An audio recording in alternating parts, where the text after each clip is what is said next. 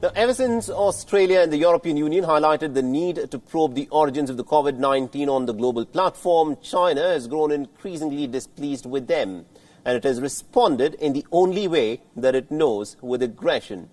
First, China stopped importing beef from Australia, which is Canberra's largest export to China. And now Beijing has decided to further up the ante.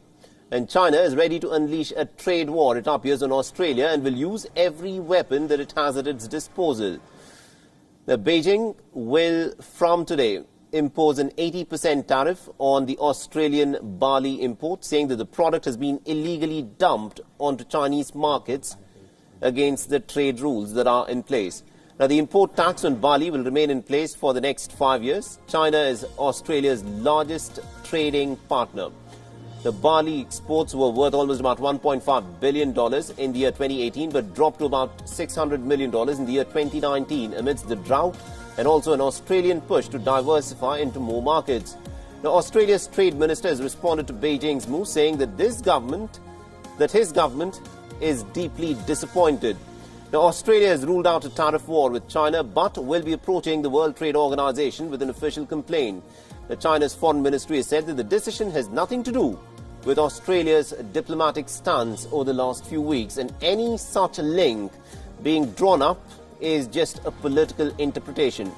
However, what is beyond interpretation, of course, are facts. Now, Beijing's ambassador to Australia, Cheng Cheng-ye, in late April said that the Chinese consumers should actually shun Australian goods in response to Canberra's support for such an investigation into the origins of COVID-19. Now, the Australian Trade Minister further claimed that his Chinese counterpart did not even receive his call when he tried calling him.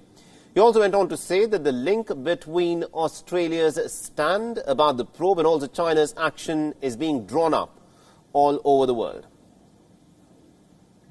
I can fully understand, given the very unhelpful remarks such as those made by Ambassador Cheng a few weeks ago, why it is that people would seek to draw links and why those questions have been asked, not just here in Australia, but in China and around the world. We've made a request for me to be able to have discussions with my Chinese counterpart. Now, that request has not been met, with a call being accommodated at this stage. Meanwhile, the Chinese Foreign Ministry has denied these charges in a manner which made it clear that the tour looks pretty unlikely in the near future. 我想，如果澳大利亚贸易部长希望同中方联系的话，他应该通过正常的外交渠道去联系。 Now, the global sentiment at the moment is not in favor of China, and with its latest punitive economic actions, China risks alienating the global community even further. Countries which till now haven't participated in anti-China rhetoric owing to the volume of trade could also start demanding some answers, and then Beijing will struggle to drown out those voices.